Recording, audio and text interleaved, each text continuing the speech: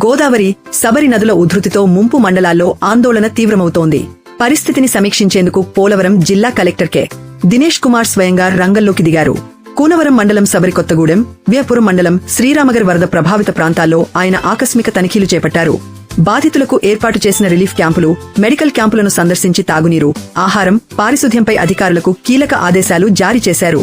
భద్రాచలం వద్ద 3వ ప్రమాద హెచ్చరిక జారీ అయ్యే అవకాశం ఉండటంతో 189 ముంపు ప్రాంతాలను గుర్తించి 150 పునరావాస కేంద్రాలను యంత్రాంగం సిద్ధం చేసింది.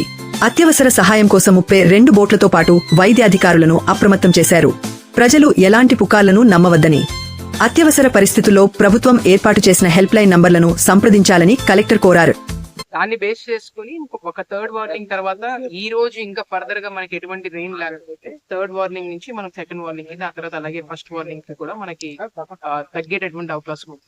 సో ఇది చాలా శుభసూచకం ఒక రకంగా. ఎందుకంటే మనం వెళ్ళినటువంటి పరిస్థితుల్లో మనము వరద రాదు అనేటటువంటి పరిస్థితుల్లో వర్షాలు పడటము, దాని తర్వాత మన గోదావరిలో వర్షాలు రావడము ఒక రకంగా మన రైతాంగానికి అందరికీ కూడా ఒక శుభవార్త అని చెప్పి తెలియజేయచ్చు. బట్ అయినప్పటికీ కూడా ఈ ప్రాంతంలో చింతూరు డివిజన్ లో ఫ్లడ్ వల్ల చాలా ఇంపాక్ట్ ఉంటుంది కాబట్టి నిన్నటి నుంచి జిల్లా యంత్రాంగం అంతా కూడా అప్రమత్తమై ఉన్నాము. అండ్ 24/7 మనకు చింతూరులో కంట్రోల్ రూమ్ ఒకటి ఎస్టాబ్లిష్ చేసాం. అదర్వైజ్ మీకు ఎప్పుడు ఎంత ఫ్లడ్ వచ్చినా కూడా వెళ్తూ ఉంటాడు. 2022 కూడా మీరు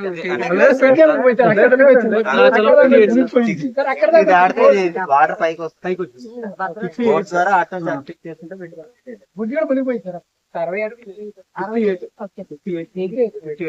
అంటే 58 శబరిలో వాటర్ ఉన్నప్పుడు మన భద్రాచలం 58 సార్. భద్రాచలం